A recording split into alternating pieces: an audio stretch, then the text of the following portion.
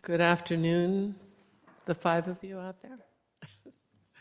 Welcome to Palm Desert City Council Study Session Agenda meeting for October 23rd.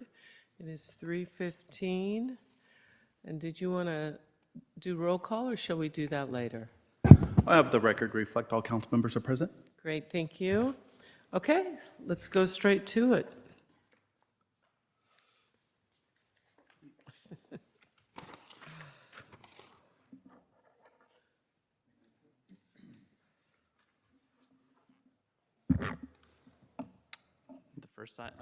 Good evening, Madam Mayor, members of the City Council, Carlos Flores, Deputy Director of Development Services. The first item in front of you today is going to be an update on our regional housing needs allocation within the city. This is really a collaborative effort within Development Services, Economic Development, and Finance to bring you a comprehensive update between our housing divisions, planning, building. There's a lot of staff members who just want to make sure are recognized on putting together this in front of you. It's going to be a tag team effort here on the presentation. I can only buy so much time, sorry. You got it. There we are. All right, so just a little bit of background of what we talk about when we use the abbreviation RHNA, which again is our Regional Housing Needs Allocation. So cities here in California and the city of Palm Desert were allocated a certain amount of housing units to be built within the city between what we call our RHNA cycle, which is 2022 through 2029. City staff provides an annual update to Planning Commission as well as City Council, which is then sent over to the state. That provides, that gives an update of how we were doing in meeting our RHNA. So how many building permits have we issued, and what income category do those fall under? We also provide a lot more detail in it, including entitlement applications that are in progress or completed. So in front of you here is basically the stats of the RHNA allocation. So again, City of Palm Desert was allocated 2,790 units that were to be built within this cycle. This is then further broken down between extremely low income, very low income, low, moderate, and above moderate.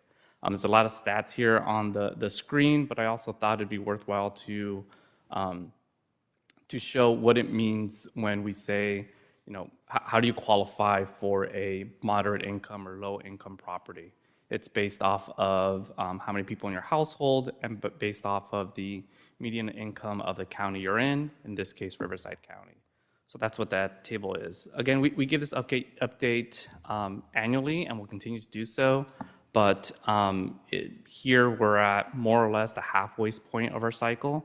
And so, you know, through the presentation, we're going to show where we're currently at, as well as some next steps.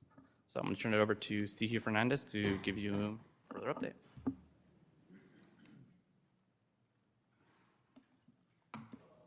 Good afternoon, Madam Mayor and members of the City Council. My name is Sihi Fernandez. I'm the Senior Planner with Development Services. So here, let's go to the next slide. So starting off, this is a table that highlights where we currently stand as far as our current RHNA cycle. As of 2025, we've issued building permits for 144 very low, 15 low, and 187 above moderate. In terms of overall progress, we're at 85% for very low, 48% for low, and 13% for moderate. And for above moderate, we've already satisfied that requirement. We currently have till 2029 to meet the remaining allocation, and we're on track to continue making progress towards our goals. Now, looking at the entitlement activity from last year, the majority of the projects that were approved were in the above moderate category.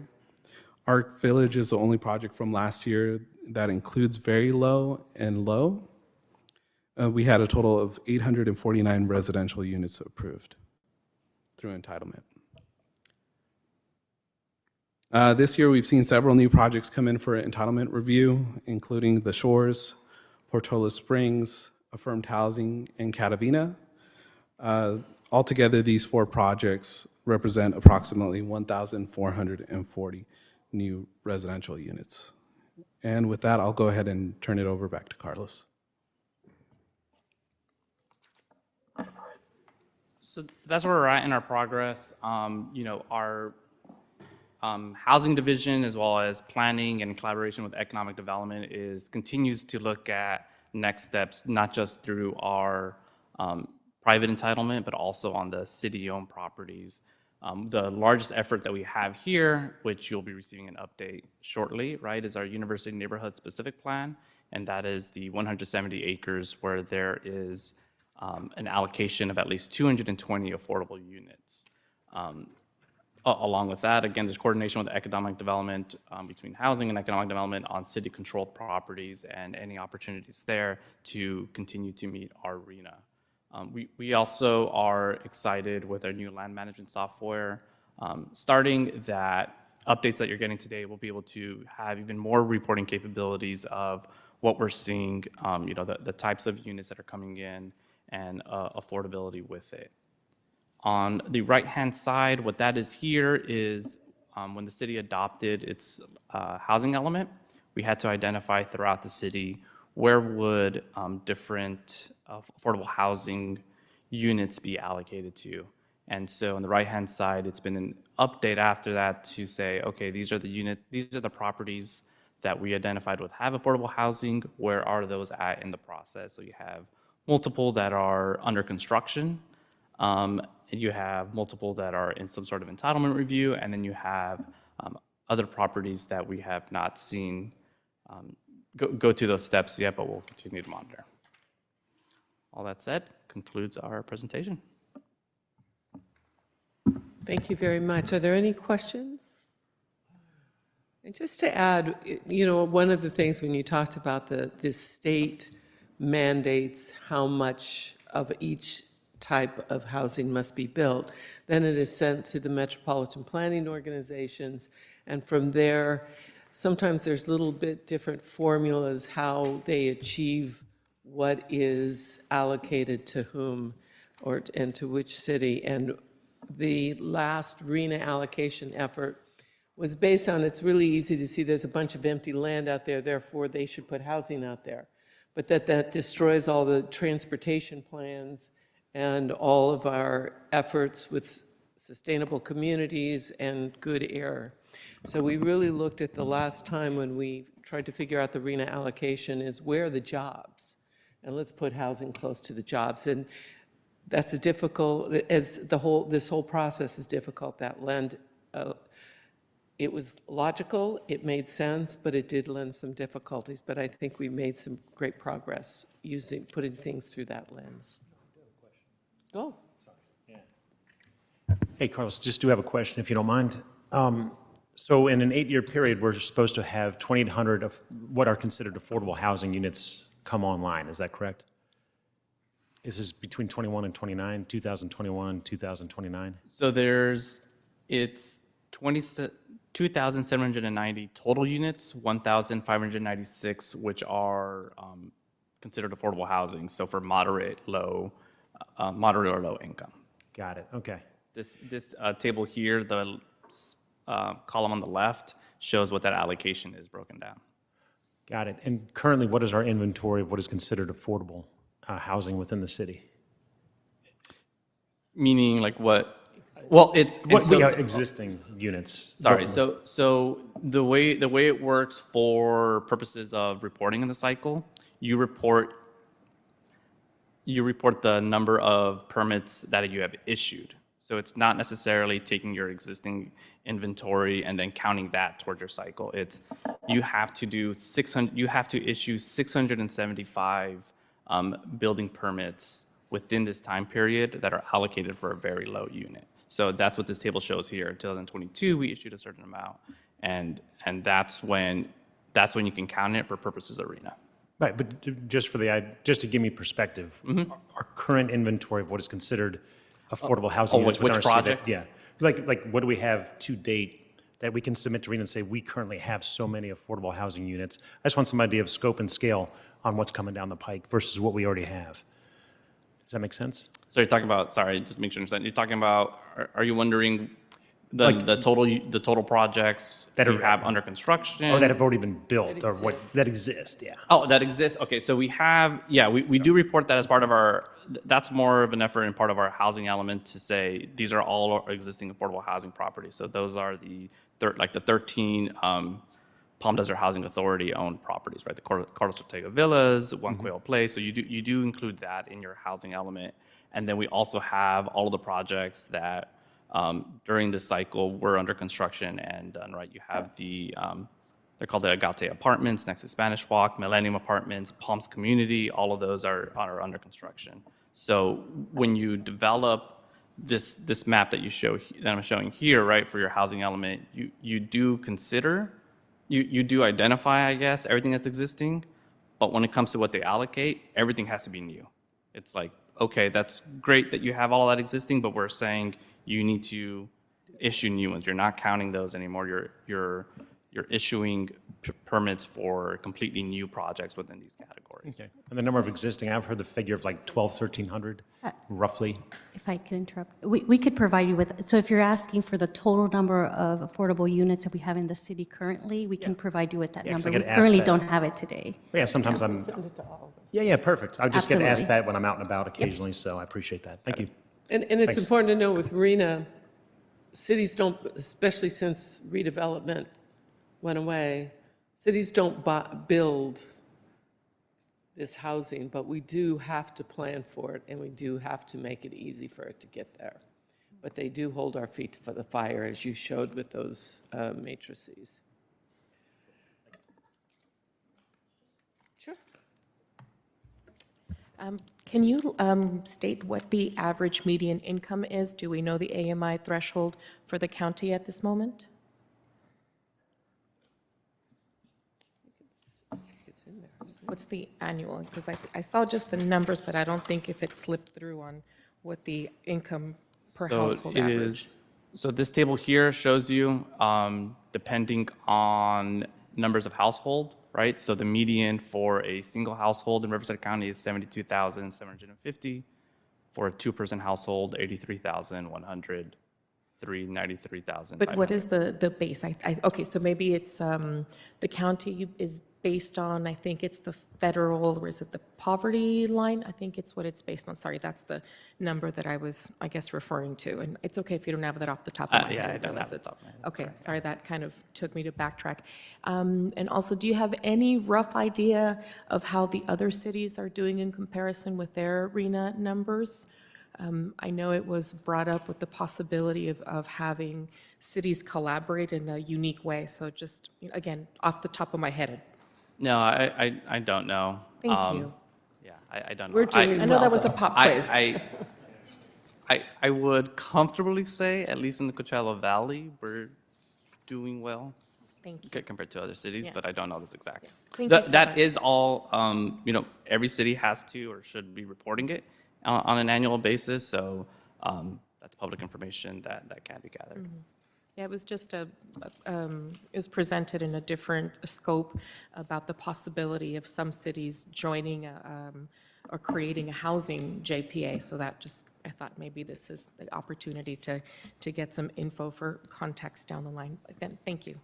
And before they go out for the RHNA allocation, the possibility of creating subregions using cities that abut each other is a possibility, but it has to be done before the process begins. But of course, it's a rolling process, so we're just waiting for the next one to start, and there is that ability exists. If I may, just briefly, Mayor and Council, at yesterday's Cove Communities Commission, we presented a series of topics for the three cities to collaborate on, one being affordable housing in RHNA. So that will be working through the process and ultimately come to the council. Thank you. Okay. Any other questions or thoughts? Are you finished? Yeah, I think so. Okay, well, you're still talking. Okay, it's you again. All right, thank you again. Carlos Flores, Development Services, here to give you an update on the University Neighborhood Specific Plan. So again, for those that don't know, UNSP, original UNSP, is adopted in November 2016 for approximately 400 acres, a lot of which has already been developed. There remains approximately 170 acres, which here in the aerial is that vacant site right there. It's controlled by the successor agency to the Palm Desert Redevelopment Agency, or SARDA. About 2 years ago, this council awarded Interwest Consulting Group to update our UNSP there's multiple reasons, multiple angles on why, and that includes planning for the future of this 170 acres, including a park space, community facilities, residential. So as mentioned, there is a requirement for at least 220 affordable units here, and also to develop some commercial uses. Our consultant and city staff really over these 2 years, and a lot occurred in 2024 with multiple community meetings and some study sessions to try to develop this land use plan. The idea, regardless of where it landed, and there are a lot of variables in terms of meeting the specific amount of residential units that have to be on there, having some space for a park, for parking, for commercial, and then, also making sure that there's enough space for retention and open space and things of that nature. Regardless of how it landed and where we were at, the other component that we want to make sure was built into here was flexibility. We understand that we're laying out a framework and trying to understand, what's the amount of residential, where could it go, where's the amount of commercial, would it fit? It's not just pie in the sky, but if we actually put together some numbers, would it actually fit on this site and be realistic? So after some, again, we had some community meetings where, different land use plans were shown, and then including this one, through different feedback that's received, this was the land use plan that was landed on, which has, a bunch of colors on it, but see if I can use this. Well, probably not. But what you have here is, again, what I'll call the top part, the north part, all of that's existing. So there's identification of here's what's already been entitled with the residential, that pinkish spot that you see near the top is the medical office area that the city council approved a few years back. But really that focus is on that 170 acres, which lays out open space running diagonally through the area, residential, commercial, bordering the southern part, a mixed use area, and then an area for a public facility and a park. That red square there that you'll see is about 22 acres. That is left for a future park. The specific plan itself does not give specific programming or design of the park. It's more about making sure that there's an allocation of an area for it. There's multiple ways that a park can be designed there, as well as the specific plan has language on everything from how it's financed to how it can be designed and how it's laid out. Where we are at now is the consultant is going through the final text and working with staff and reviewing all of the text, again, to make sure that it meets what we're looking for and all our goals and our intents for this document to be something that can be developed by developers coming in, and also give staff assurances that we can have the flexibility to do what we need to be done. We're also going through the final stages of the CEQA review, so there's actual collaboration between this consultant as well as our circulation element consultant to make sure that everything's being analyzed correctly, so that future projects as they come in can use that environmental and have a more streamlined process and not have to do a bunch of traffic studies or things like that in the future. They can use the existing analysis we're doing. So there's some collaboration going on there. Our goal right now is, after this update, to take it to our planning commission and then in front of you with the full refined text and diagrams and all of that sometime around the end of this year. There's my presentation. Okay, thank you. And if you have a question, sure, go. So in terms of this whole process, community outreach with mailing of postcards and whatnot, that will be done too, correct? So there's no surprises with the neighbors? Yes, that would be done again. So we did have a community outreach meeting already on this and had on our Engage page to receive feedback.